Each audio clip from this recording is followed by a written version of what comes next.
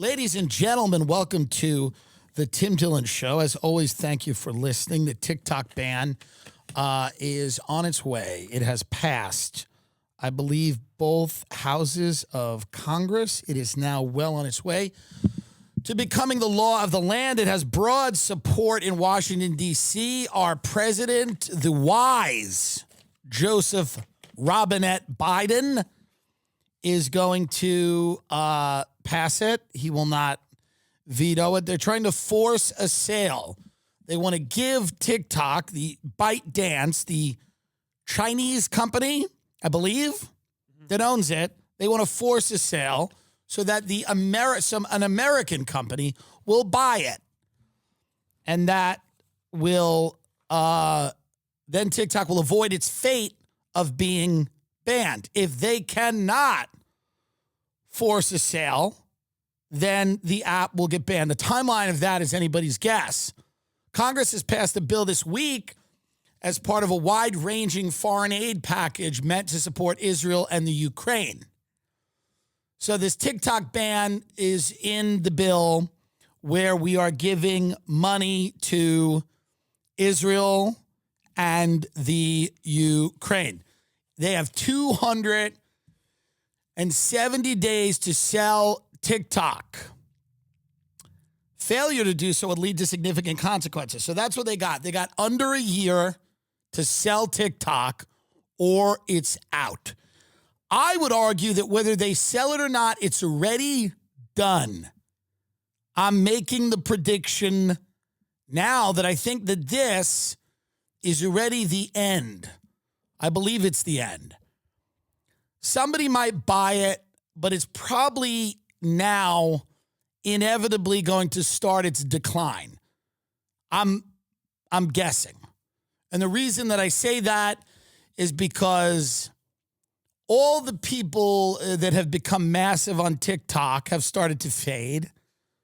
TikTok got really big in 2020 during the pandemic. Now there are, is it 200 million people on the app, 170 million U.S. users, 7 million businesses that operate on the app. I never had a lot of people on TikTok. I tried for a little bit. I couldn't get into it. It wasn't for me. I have no emotional investment in this. I don't care if it's banned. I know why they want to ban it. They probably want to ban it for a myriad of reasons. Young people are getting a lot of information from TikTok. I don't know if the government loves that. Because, by the way, Jonathan Haidt, I believe the last name is pronounced that way, just wrote a book that says social media is damaging to your children, which is true because it feeds their anxiety and everything. But it's also it does no good for the government to have everybody on TikTok or any social media getting and learning about what is going on. That's not part of this. If it's all dancing, it's fine. It looked like it was great in the beginning because everybody was dancing in their living room. Then it started to become like, hey, why did we shoot that baby in the face? Now, they don't want that. They don't want people asking, why did we shoot the baby in the face? There's a lot of reasons we shoot the baby in the face. You'll get it when you're older. How about you ask that after you get your first car? We don't want to explain why we shot the baby in the face to a prepubescent know-it-all. So the Jonathan Haidt book is basically a book about how damaging social media is to your children because they go on social media and they find out what losers they are. And then that bothers them. It's called the anxious generation. Now, this is all true. Young kids with unfettered access to social media is probably not good for their development. It's causing an epidemic of mental illness. You go on sites like TikTok, you simply pick the illness that you want as a child. It's true. You choose, we used to choose like BMX bikes. Now you choose an ailment, a disease, an illness, a community. So the Jonathan Haidt book, but this is the beginning, I believe, of, because again, what tends to happen with all this stuff is that it's like a dam breaking. It's not, there's no one aha moment where everybody sees the light. It's little by little, people start realizing the negatives of social media. But I will tell you this. The government doesn't care if your children are mentally ill. They don't. If they did, they would ban the food additives. They don't care. It's not something they really have an investment in. The mental health of your children. We don't run they don't care about the mental health of adults. It's not what it is. This is not a country designed because we want to help people's mental health. People in this country live, many of them, without health insurance. They are one car accident away from complete financial collapse. That's not a system that lends to people's mental health. The government doesn't care. They're not concerned with your mental health. There is very little funding for mental health problems. They don't care. My mother was a schizophrenic. We had to institutionalize her. The process of getting somebody into a mental hospital is very tough. They don't want to pay. Medicare and stuff, they don't want to pay. They don't want to pay. They're like, she seems fine. All these people that are getting punched in New York City in the face, they're getting punched by people that are mentally ill. And these people are walking around the streets and nobody's putting them in mental hospitals because it's, a hard thing to get somebody into a mental hospital. It's not easy. There's laws that prevent you from committing someone. And there's also a lot of people that go, we don't really want to pay for the mental health care of strangers. So we'll just hope they don't throw us in front of a train. So this idea that the government cares about, they also don't care about your privacy. Well, the Chinese are spying on us with TikTok. They don't care. They're spying on you. The government is also doing all those things that the Chinese are doing. They don't care. They don't care. They may not want China to have a leg up. They don't care. I think a lot of it is coming down to the fact that they don't love remember when the Bin Laden letter went viral on TikTok and all these young girls were flicking their bean to Bin Laden? They were all, everybody's masturbating to Bin Laden. I even jerked off to Bin Laden. That's what was going on because his letter came out and people were like, whoa, I kind of like this guy. So everybody was flicking their bean to Bin Laden. I mean, he might as well have been one of the Stranger Things people. He got big on TikTok, and they didn't love that. And now we have the thing with Israel and Gaza, and whatever you think or however you feel, young kids are turning against the U.S. war machine, which we don't need that right now because we got a few. What do we do? What do we give the Ukraine? Another $60 billion? A lot of dead kids. That's what that is. Now, everyone's talking about Gaza, and I get it. But you got to realize that $60 billion, the Ukraine and Russia have both conscripted people. They've drafted kids. Not kids, but young adults, college age, into the military. Instead of trying, and Putin will go to a negotiating table. We have constantly told the president of the Ukraine to not go to that negotiating table. We are feeding young Ukrainian men and young Ukrainian and young Russian men into a meat grinder. And no one cares. We think it's good. We actually think it's great. People cheer. They cheer when we pass that aid package. Everybody cheers. Yeah! But it's just going to be a lot of dead Ukrainians and a lot of dead Russians. And we're just trying to bleed the Russian military dry. We don't care. Here we go. I know this is going to shock everyone. We do not care about these two regions in northern Ukraine that nobody could pronounce and still can't. We don't care. It has zero to do with America's national security. It has zero to do with our national interest. Zero. We do not care. We're giving them $60 billion in the hopes that we bleed the Russian military and eventually there's a regime change in Russia. That's what we're trying to do. It's what we're trying to do. And people celebrate it. They go, we're doing it's the right thing to do. More dead kids. More dead kids. It's what, that's the one, you know. And if you say anything about it, or people are like, they're like upset. They're upset. So it's like, okay, how much should we give to Israel? 15, 14 billion? Yeah, 15.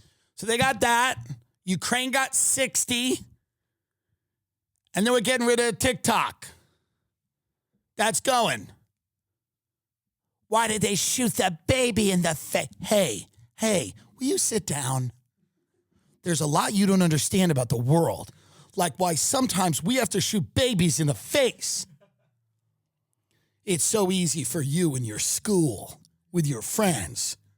But you don't get it. You don't get the sacrifices that are made by brave men and women who sometimes have to shoot a baby in the face.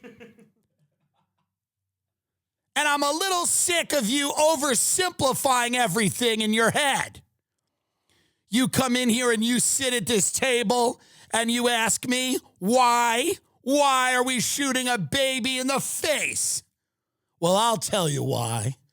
I'll tell you why. There's no other option. Sometimes in life, there's no other option other than to shoot a baby in its face. Now go to bed. Give me that phone. Give me that phone you got. I don't want to talk to you anymore. I get it. Phones have made the kids annoying. I get it. It has. They're all trans. They're all fat. The pedophiles in this country don't even know what to do. They're tranny boom bannies and fatty boom baddies. They're all 400-pound communists who don't know what genitals they have and which ones they want to cut off and chop off. I get it. And they're also asking very uncomfortable questions about why we seem to be all over the world killing people all the time. R. Bean, like other young people contacted for this story, wonders if the TikTok ban is an effort to control the information that young people are receiving. I hate to say it, and it sounds like a conspiracy theory, but I do feel as though the U.S. government is trying to snuff the people and their voice. Yeah. You got it. You got it. They don't want the questions. They don't want these questions. Because you have to have these long conversations with your children. You know, sit down, honey. Sit down. You know how much me and your father love you. You know how much we love you, and we want to make sure that you understand everything. Okay? Now, you came downstairs in tears, asking us, why did that baby get shot in its face. Honey, sometimes there are questions we don't have the answers to. We don't have the answers to. You ever just look out at the moon and the stars? I don't know why the sun rises every day, but it does. And we bask in its warm glow. We bask in its warm glow. We don't know why that beautiful moon comes out every night and enchants our yard with moonlight. And we certainly don't know why that baby had to get shot in its face. But all we can hope is that if we shoot enough babies in the face, listen to me. Listen to your mother. Listen to your mother. Listen to your mother who loves you. Listen to mommy. Mommy wants your attention. If we shoot enough babies in the face, then eventually babies won't have to worry about getting shot in the face. Do you understand that? We're going to shoot enough babies so that eventually no babies will get shot. Do you get that? Not really. Oh, you're so young. You're so young and innocent. I'm a cold old whore. Your mother's a cold old whore. I am not even attracted to your father anymore. When he climbs on top of me and puts his half-hard penis in my old cobweb-filled vagina, I just close my eyes and wait for it to end. The only happiness I have is when I take 3 or 4 glasses of Pinot Grigio to the head and I get away with driving home drunk and I masturbate thinking of women. But I'll tell you this right now. I have learned to not ask questions like you. And you will too. When you're my age and you're in a relationship with a man you don't love, and when he climbs on top of you with his stinking breath, and he inserts his penis into your vagina, and you're just laying on that bed, praying that one day you have the strength to kill him or yourself or both, you will understand why far away a baby has to get shot in the face. That's really what it's coming down to. That's what it's coming down to. I want to say this, and I want to say this. Harvey Weinstein, welcome back. The Me Too movement has been a complete failure, and Bill Cosby is out of jail. Harvey Weinstein's conviction is overturned. I will work with you today. I will work with you yesterday. I will work with you tomorrow. Nothing good has happened since this man's been put in a cell. I'm telling you right now, Kevin Spacey is back. Harvey Weinstein is back. I'm sorry. You might not want to hear it, but a panel of all female judges just came out and they're putting the big guy in the director's chair. He's coming back. In a 4-3 decision on Thursday, New York's highest court overturned Harvey Weinstein's 2020 conviction on felony sex crime charges. A reversal that horrified and dismayed many of the women whose decision to speak out against Mr. Weinstein, a prominent Hollywood producer, who accelerated the Me Too movement. You know what's funny? And the reason I say that the Me Too movement is a failure is not because I want women to suffer any type of harassment or abuse. What I am saying is that remember when this whole thing happened, everybody had a scale. And the scale was from Weinstein on one end and Cosby to then whoever else, like a guy who made like an off-color remark to his secretary in an elevator or whatever. Well, on one side of the scale, Weinstein and Cosby are both out. I mean, is he out of jail yet? No. No, he's still serving the California sentence. But here's the deal. They may overturn that too. That might be next.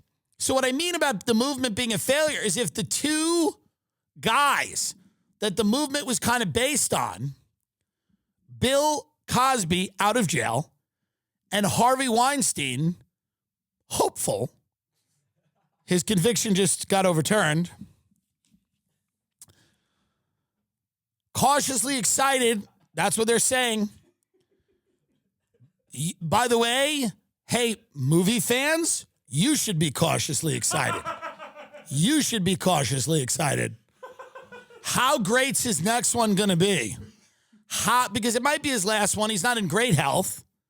He comes back and just kills it, makes a movie about a guy who's falsely accused of rape or something. I don't know. Just guessing. Spitballing. This man, now I know a lot. He's an ogre and he's a tyrant. And listen, all of those things may be true, are true. But the man just got his conviction overturned. We live in a country of laws. We live in a country of laws. You understand that? So at the end of the day, this man, I was sitting at the Soho House at a meeting in LA. The Soho House is a collection of the worst of humanity in every city, but specifically here in LA.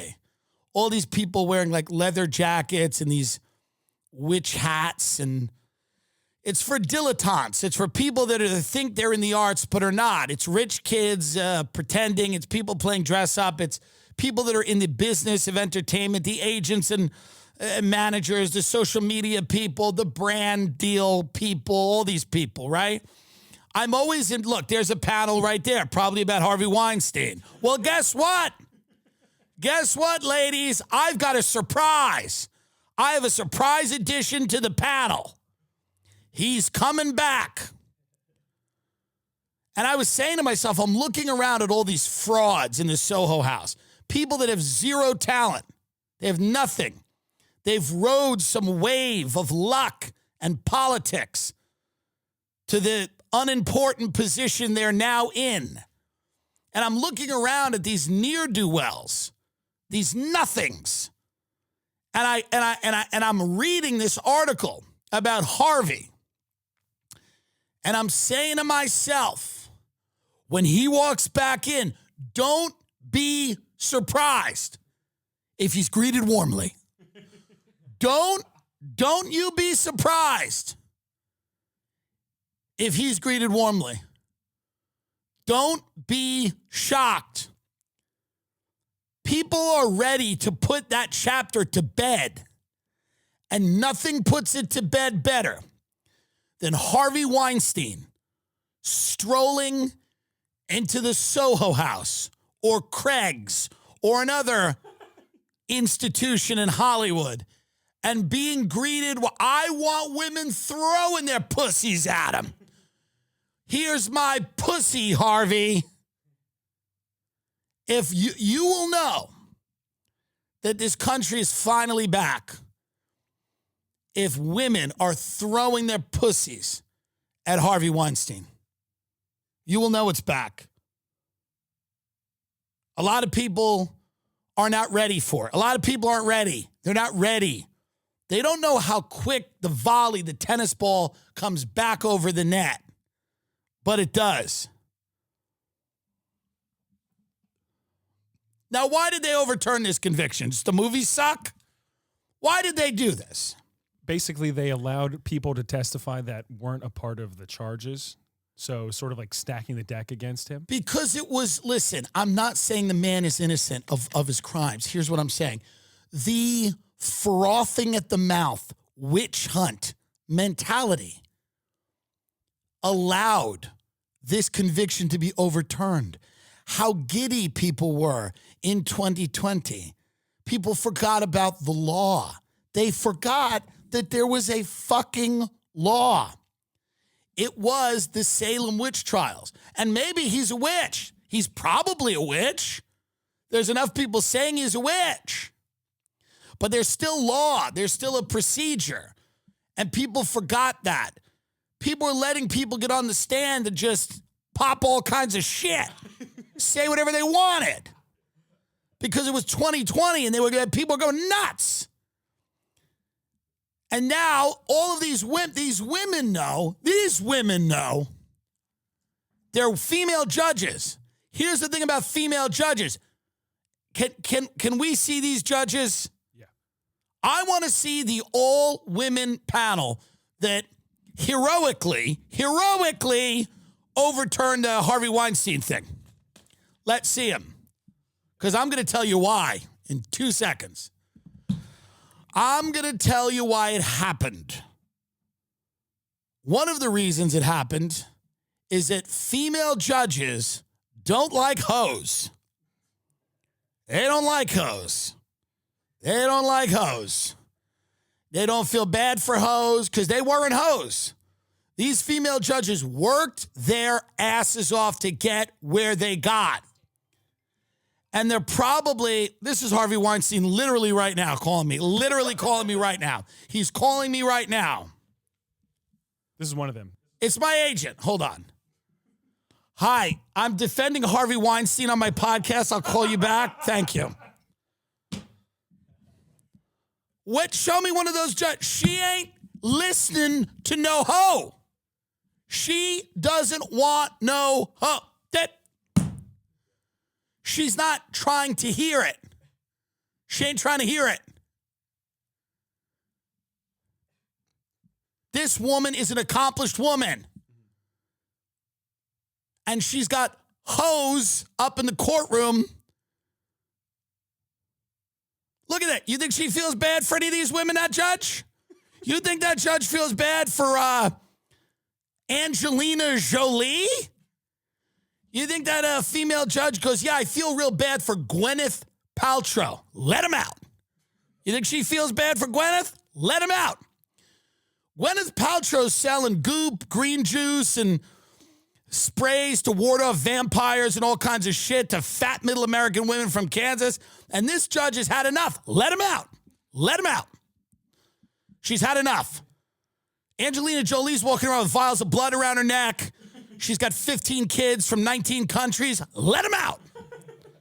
Let him out. This is how crazy the Me Too movement got that even women now are saying, let's let these monsters out of jail because we've had enough.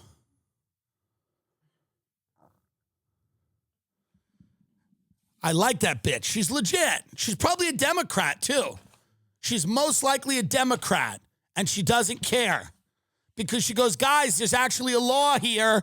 Sorry about there's a law. There's a law. Jenny Rivera. That's her name? Yes, yeah. What is that thing? Judge Jenny Rivera could get booted. What's that? Get that one up. Oh, because she refused the COVID vax. That's my girl. That's my girl. That's right. I like this woman. Jenny Rivera doesn't give a shit. She's like, yeah, get away from my body with that.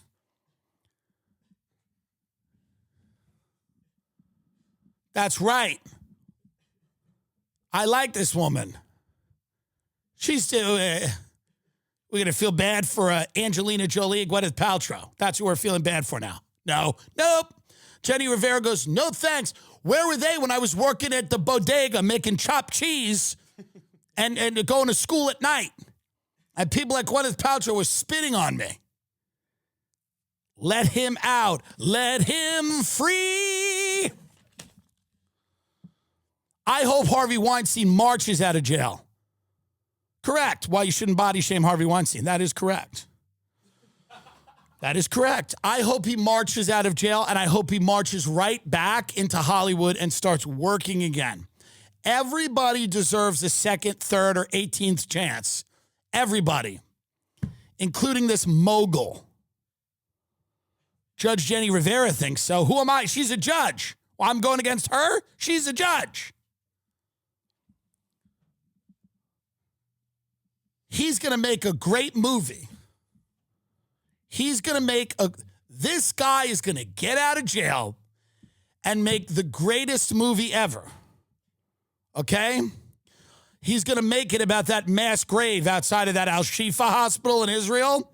All those Palestinians who killed themselves. He's going to make the greatest movie about the biggest mass suicide in history when all those Palestinians took their own lives. Watch. He's in. Put him in, coach. You'll see. He's going to make a movie where you'll just see 2-year-old Palestinians with guns like... In a world where no one can be trusted, and even children carry the weapons of war, only one country has unimpeachable intent. The Weinstein brothers present Israel, It Had to Be Done. Starring Gal Gadot, Kevin Spacey, and Ghislaine Maxwell. And introducing Ghislaine Maxwell. Israel, It Had to Be Done. There'll be little Palestinians, and they'll come out and they'll have these little like guns, and they'll just be like, I think it could be fun. I'm into it. I'm ready to see it. I'm ready to see it. You know? I'm ready to see it. I don't know. Maybe I'm wrong. Italy looks to ban late-night ice cream in Milan. The ban is aimed at preserving tranquility for residents. Italy, you know, you go to Europe now, by the way, and you're starting to notice certain American things are creeping into Europe, like people eating really late. And, you know, Europe is always kind of late, like it's later than America. Like, you know, a lot of restaurants in France open at 7 p.m., and people eat till 11, okay? But America, we all know, food is available, you know, usually throughout the night. Throughout the night. And Milan poised to ban ice cream, pizza, and more after midnight after new proposed law. Because really what they're noticing and what they're saying to themselves is people will behave badly if given the opportunity. Covering 12 districts, the proposal would ban all takeaway food, including pizza and drink after midnight, in an effort to clamp down on noisy groups crowding on the streets of the Italian city, keeping local residents up.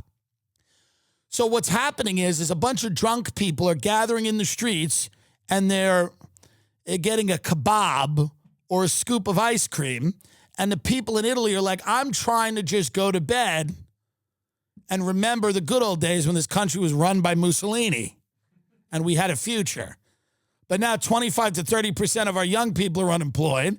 They live with their families forever. There's nothing going on. Okay? And so they're out there getting drunk and eating ice cream instead of joining the war. They need a world. By the way, all these European countries, they are chomping at the bit. A lot of them need a little bit of a world war. And so do we. The proposal would be effective until mid-May and last until November because the summers get wild. A lot of tourists come into these places, and they start showing the Italians how it's done. Here's how it's done. America, the amount of fighting that goes on at these late-night food places is amazing. I mean, it's famous to watch these Denny's fights, these Waffle House fights. People go out to diners late at night. They're on the boardwalk in Atlantic City, and they're all lining up to eat, and they decide something rubs them the wrong way, and they start killing each other. And Italy watches that and goes, we don't want that. We don't want a bunch of people throwing hash browns at each other at 3 a.m. How do we stop it? Can we stop people from getting on the table and throwing hash browns at each other? Is there a law that we can introduce so that we can, because they know what's coming. Sure, it's a couple of scoops of gelato at midnight. That's fine. But they know what's coming later on, which is full wars in our restaurants at 2 or 3 in the morning. Wars. I mean, people trying to kill each other late at night. And they know it. They see it. People in Italy watch people at Denny's beat the living shit out of each other. They watch brawl after brawl. People are getting choked out and put to sleep on the floor of a Perkins. And Italy is going, is this our future? People are picking up those Waffle House metal chairs and bludgeoning other people with it. And Italy goes, you know what? Let's stop this. Let's cut this out. Let's stop this now. And I get it. I get it. I mean, it's easy to say, well, what about freedom? But this is freedom. Freedom is the freedom to crack someone over the head with a napkin holder at 2 to 3 a.m. You really believe in freedom when you're young, and as you get older, you start to realize there's some pitfalls. There's some negatives to it, to be honest. One of the negatives of freedom is that people will use it to take a chair at their local Waffle House and skull somebody with it at 1 a.m. because they're unhappy for whatever reason. I don't know. I don't know. Why aren't these people happy? They're eating pancakes at 3 a.m. You'd think they'd be happy. But you add drugs, you add poverty, you add other things that are, people, perhaps social media gets added to the mix. People popping shit about each other. And Italy's looking at all this, and this is really an exclusively American phenomenon. Most people in other countries aren't really killing each other at breakfast restaurants. There's not many, you can't really point to like a ton of brawls in Swedish pancake. You know what I mean? Like there's just not a lot of them. But here in America, we are famous for a brawl. And a brawl with breakfast food is, for whatever reason, is more disturbing. Like people that are eating pancakes and decide to kill each other, it's somehow more disturbing. I went with Sam Talent to a nice little spot in Sweden for Swedish meatballs and pancakes. And we sat, we ate, and we left. At no point did I or Sam or any of the residents in the restaurant decide to pick up a chair, a napkin holder, a drink, a fork, and try to kill someone. But in America, this is a pretty common occurrence. I've never been around for something like this that happened live, but this happens quite a lot. And I think Italy is starting to go, well, can we stop this before it starts? Can we stop this before people start losing their mind? I don't know. Everybody loves Mack Weldon clothes. I love it. My family loves it. My friends love it. And strangers love it that I talk to in the street and engage about their outfits. The fit and style of Mack Weldon is really the thing that I really love. They make timeless things. Apparel that has modern performance fabrics for guys that want to look and feel sharp without sacrificing comfort. From their lightest air underwear to innovative anti-odor tees, versatile yet comfortable pants, Mack Weldon has a full range of clothes that never go out of style. Some guys just want to look good without calling attention to themselves. Mack Weldon apparel, you understand, is that exactly. Understated confidence. That's what it is. They're not flashy. Just classic. Always in style. Made from the world's most comfortable performance materials. Let your personality shine. Let it shine. Everyone loves you for you. So let that speak for itself. The clothes should be secondary. Crazy comfortable, but elevated sweatpants. Upgraded classic polo with antimicrobial silver threads and ultra soft antimicrobial tee for when you need to stay fresh longer. Get timeless looks with modern comfort from Mack Weldon. Go to MackWeldon.com, get 20% off your first order with promo code TIM. Really do this because it is great clothing and you will love it. MackWeldon.com, promo code Tim. You hate going to stores. They suck. You go online, you get these clothes, you will love it. Everybody loves it. 20% off for all of my listeners, promo code TIM. Trans man explains what it's like attending 3 sex parties in 5 hours in New York City.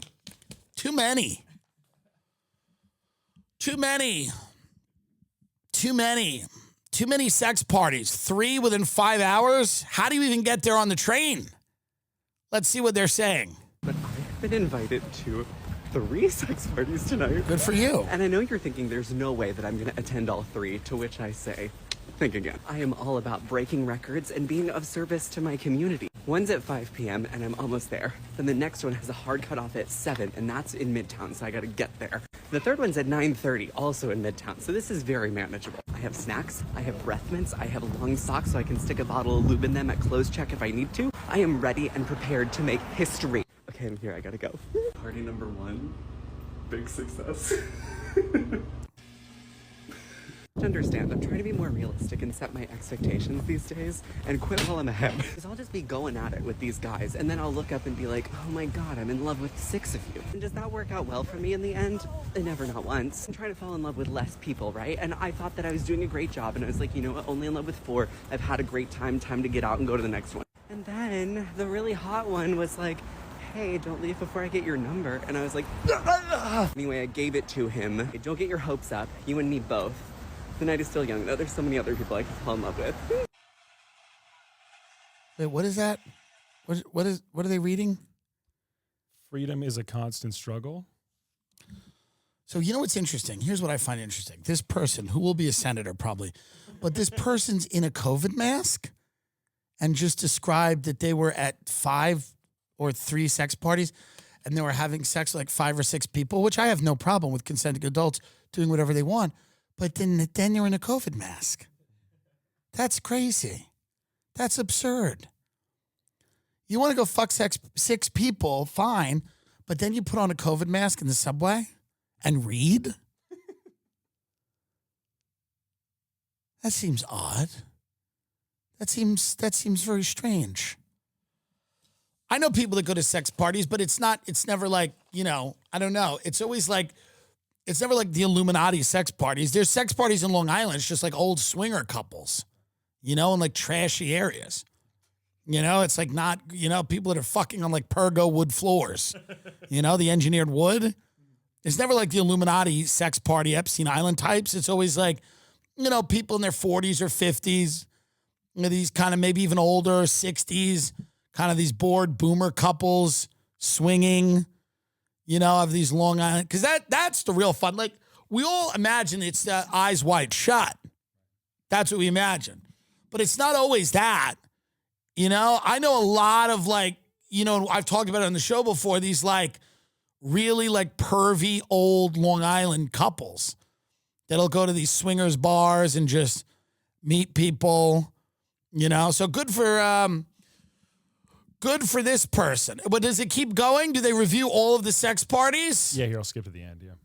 After getting dicked down by half of New York, I'm here to tell you that we are very desirable and we are very hot to many people. And like, you can be trans and non-binary and still have a healthy, wonderful sex life and still be loved.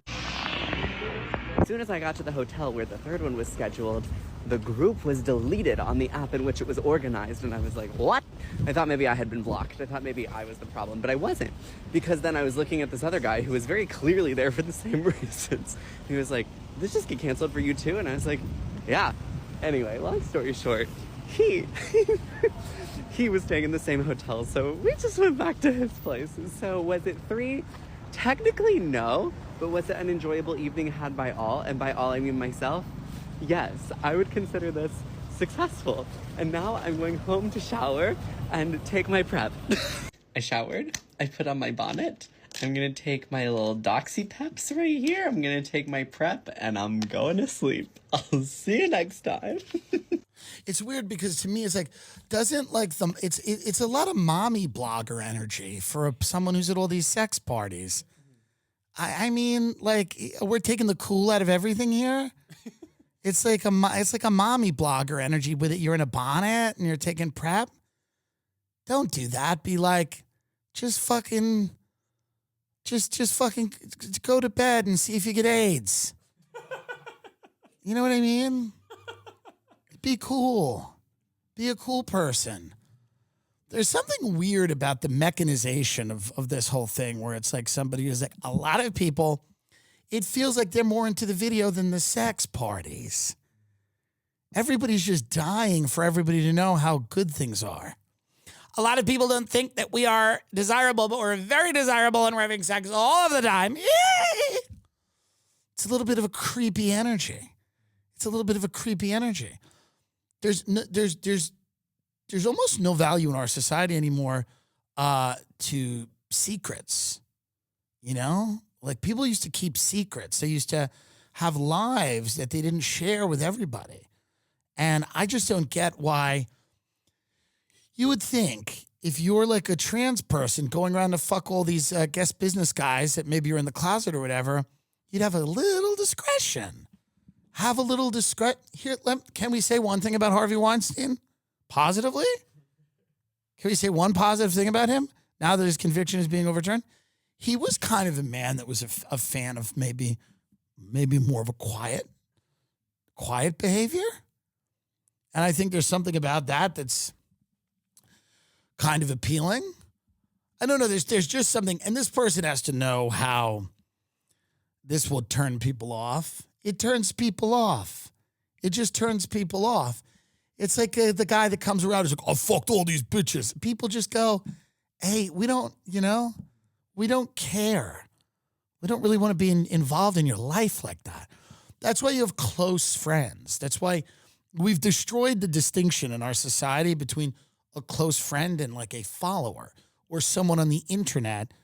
You know what I mean? So you're talking to people on the internet randomly and telling them all these things when you should just tell one or two people or no one. Some things you should just die with. You know, like if you went to 3 sex parties in one night, you should die with that or tell like one or two people. That shouldn't be like a video. That person has the same energy as someone who's like, here's how I make my classic Caesar salad. I start with the anchovies. It's like, what? They have the same energy. So I went to the first party. And I got dicked down by 3 different guys. One of them seemed Arab. It was really fun because it was taboo. At the next party, I had a golden shower where a bunch of people pissed on my face, but I was really careful to not get any of they all have that cadence. I was really careful to not get any of the piss in my mouth because I don't really like salty things.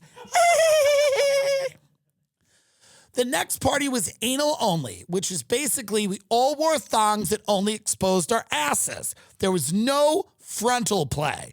It was ass play only. And I am a fucking go along type. I'm a down ass bitch. So as soon as I went to the next party, I propped myself up on an old recliner and just people wailed on me the entire night. And now I'm back home and I'm watching the latest episode of Storage War. It's like the most boring people. And there's very like, ugh. You know, you're like, what about not telling people what you're doing? I'm not going to morally tell people what to do with their lives, but how about shutting up? I mean, you should just kind of keep it close to the vest, I think. That would be my recommendation. But this person's very proud and they want to win. They feel that by going out and telling all of these people how much sex they're having and how much sex you can have as a trans person, but we know that. Don't we know that? Don't people know that? I don't think the LGBT community suffers from that stereotype that they're not promiscuous enough. Is that the stereotype that gay people are suffering from? I don't think so. So I think it's weird when a lot of people think you're a pervert to go out and just say, hey, I'm a pervert. All of these things, I don't understand why people don't keep anything close to the vest anymore. I don't understand, you know? All these people with these fetishes, they're all out parading their fetishes all over the place.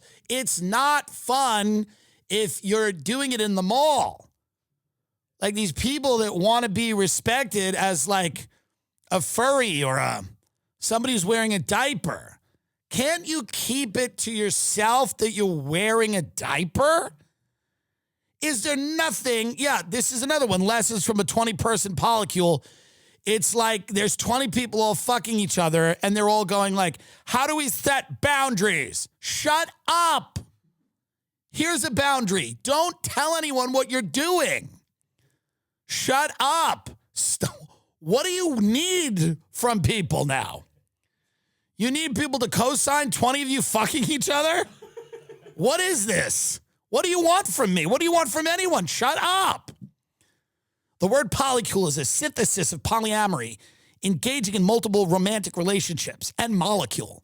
It's not clear when the word was coined, but it seems to have started catching. Yeah, it was coined when a guy who's fucking everybody, they're like, what's going on? He's like, well, they're like, you're destroying everyone's life. He's like, no, it's a polycule. It's a cult leader. It's a cult. But I guess, words like family and network are also used. Those are not what those are. That's absolutely not what that is. Families are not supposed to have sex with each other, and neither are networks. 20 people in a relationship seems unruly. It seems unruly. And if you're going to do that, if you're going to be in a cult, that's cool. Sex cults have existed forever. I don't understand why there has to be articles about this. Every week now there's an article about 20 people that have decided to have sex with each other and how they're like, how are we setting boundaries? How are we respecting each other in this orgy? And you go, I have no idea. Why is this an article? Why are they writing about this? Why do we know about this? Why is it paragraph after paragraph about these people? Our polycule is female run. It's the female identified people who spearhead. We convene. We plan. We call the shots. It's a bunch of queer women who say we're not going to follow the rules. Okay, great. But we need to know. Why do we need to know about this? We don't care. Tons of people fuck people all the time. I don't know what this is. I love all these people. I have this abundance of love to give. Okay. Everyone is so deeply in love with each other. That's not true. That's completely not true. Whether or not it's romantic love. Okay. That's completely untrue. Why can't people just have an orgy? What are you talking about? You're not deeply in love with 20 people. Just have an orgy, and you don't have to, I don't want to read about it in the New York Times. Why am I reading about your orgy in the New York Times? There's 7 wars going on. 3 of them might go nuclear. What in God's name are they doing at the New York Times? Why am I reading about whose penis is going in whose mouth and whose ass at the New York Times? It's crazy. We are literally on the brink of World War III. Things are hotter than they've ever been. And the New York Times is writing about the boundaries that people are setting in an orgy. It's crazy. It makes no sense when you look at what's going on. If there was nothing going on in the world, and there never is nothing going on, but if there was a little less going on, if things weren't as hot as they are, okay, in Russia, Ukraine, the Middle East, Iran, Israel, China, the Taiwan Strait, if we weren't at this position, maybe you'd let them get away with it a little bit. But the fact that every single region I've just mentioned is on the brink of a severe problem, and the paper of record is writing about 20 people who've decided to have an orgy. And then the rules of the orgy.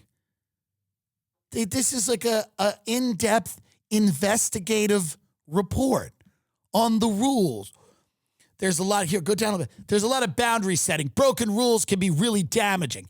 Adhering to other people's boundaries is a big part of being in the polycule. That's paramount.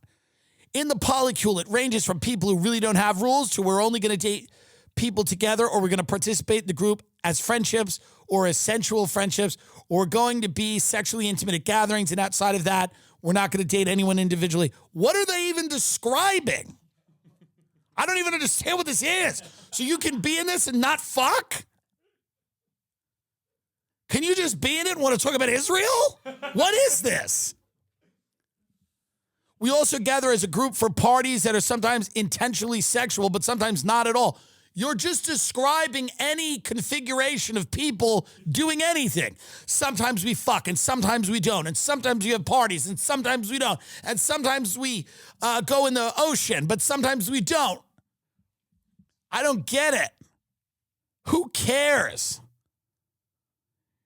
It's an evolving organism that looks entirely different from everyone's perspective. One person who's a part of the pod. You're not interesting. You're not interesting and this doesn't matter. What you're doing is irrelevant. It's irrelevant. And it shouldn't be the focal point of an article in the paper of record. There has been forever, throughout history, people who want to have sex in groups with each other. There have been swingers. We do not need new terminology, and we certainly don't need a fucking full-page spread in the Times about people fucking. My husband, my nesting partner, is the person I own a home with. I also have life partnership friends. I call them my wives, who are core members in the polycule. These are the most boring people you've ever met. Let me explain to you the need for this. These are the most banal, boring people you have ever met. They need this thing because it's this thing that makes them, in their own eyes or in their own perspective, their own conception of themselves, it makes them like really interesting and wild because they have life partnership friends. I call them my wives. One of the husbands is one of my best friends, an occasional sexual partner, and I do have sex with my wives, but we're not romantically involved, but I love them. So Anne, her husband is her nesting partner. She owns a home with him. She also has life partnership friends. I call them my wives. So Anne has friends and a husband. You keeping up? One of their husbands is also one of my best friends and occasional sexual partners. So she's a swinger who occasionally fucks one of her friends' husbands. And I do have sex with my wives, but we're not romantically involved. So occasionally they finger each other or scissor, but and she goes, I love them. And again, this is an article. If they pitch this to the Times, I go, yeah, okay, who cares? Okay, cool. Okay, great. Good. Cool. I love how she's like, my husband, my nesting partner is the one I own a home with, so he's got credit. My nesting partner is the one with money. I'll put my ass in anyone's face, but my nesting partner inherited money from his great aunt, so he's the one that I nest with. Everybody else I'm not really nesting with. The polycule. We're in the polycule. You think you all have jackets? We're all in the polycule. What is the polycule's stance on Gaza? You think they have meetings to talk about that? You think after the orgy, everybody sits around and goes, we have to come out with a statement and make it known that our polycule is divesting. We will not be having any more orgies in Tel Aviv. I don't know. This is in every major newspaper now. They are writing about this stuff. I guarantee you, if you met any of these people in real life, you would blow your brains out because these are the most boring people in the world. This is why they've needed to call themselves this name. This is why they're participating in this group. And again, I'm not a guy who's going to tell you what to do and not do. Morally, I am so confused as to why we were reading about this every week. Every week, there is an article about a polycule or polyamory or this is what we do and this is how it's going to be. And people get jealous. They go, well, people get jealous. People really get jealous. And you go, yeah, I would gather they would. People get really jealous in the polycule. You got to be really careful. What? Yeah. I don't know. Can you believe it when Harvey Weinstein gets out of jail, he starts reading about the polycule? Can you believe that? I hope it's the first article he reads when they put him in a limo. They put him in a limo and they drive him out to California. Where is he serving? Right now he's in upstate New York. Upstate New York. They put him in a limo right after he reads the first article he reads about the polycule. About people, everybody's fucking each other in the polycule. I'm telling you right now, Harvey Weinstein is coming back. And we'll all be better for it. We'll all be better for it. Don't get mad at me. I didn't do it. I didn't overturn it, but it was overturned. He's coming back. He's coming back. This is like the nightmare that all these people, because there are laws. And apparently the letter of the law was not followed here. I'm not a lawyer. I'm not going to pretend to go through I'm not going to get in the weeds. But these female judges were like, he's back. He's back and he's better than ever. And his next project, I will work on. I will. He's coming back. I don't know what to tell everybody. I know many people are angry. But I mean, put it this way. If the California conviction is overturned, he's out. And if he's out, he's making a movie. If he's out of jail and he's alive, he's making a movie. There's no what's he going to do. It's what he does. That's what he does. Painters paint. He's going to get out of jail. He's going to make a movie. And then there's going to be, I'm telling you right now, I just sat in the Soho House, looking around the Soho House no one there had a soul. Except the people that were at my meeting who might give me money. They're fine. But everyone else didn't have a soul. And I was looking around going, there's absolutely no reason these people would not warm to Harvey Weinstein as soon as he's back. They absolutely will. They absolutely will. And, an agent's going to be like, hi, so we have this opportunity for you. And it's a new film. And it's very exciting. It's very exciting. Yeah. But full disclosure, it is being made. It is being made by the Weinstein brothers. And so there's going to be a little bit of a pause. And the actress is going to go, or actor, whoever. They're going to go, oh. And the agent's going to go, so I just wanted to get out in front of it and just kind of let you know, because, I just like to put it out there. No, I know. Thank you so much. I appreciate. I just want to be straightforward with you, because I'm not a liar. I'm a lot of things, but not a liar. My agent said that the other day. I'm like, that's one of the top 3 things you are. What are you talking about? That's literally your job description. I'm a lot of things, but I'm not a liar. What are you talking about? It's like the second thing I would say. And so the agent's gonna be like, I just wanted to give you all the information. I wanted to be as straightforward as possible, and I just wanted to make sure that you had all the information, because listen, it's a decision. It's a decision. And I wanted to let you know. And the actress is going to go, no, I totally get it. It's so heavy. There's such a weight.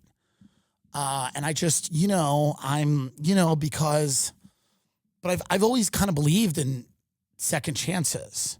And I've always kind of believed in that it is a lead role.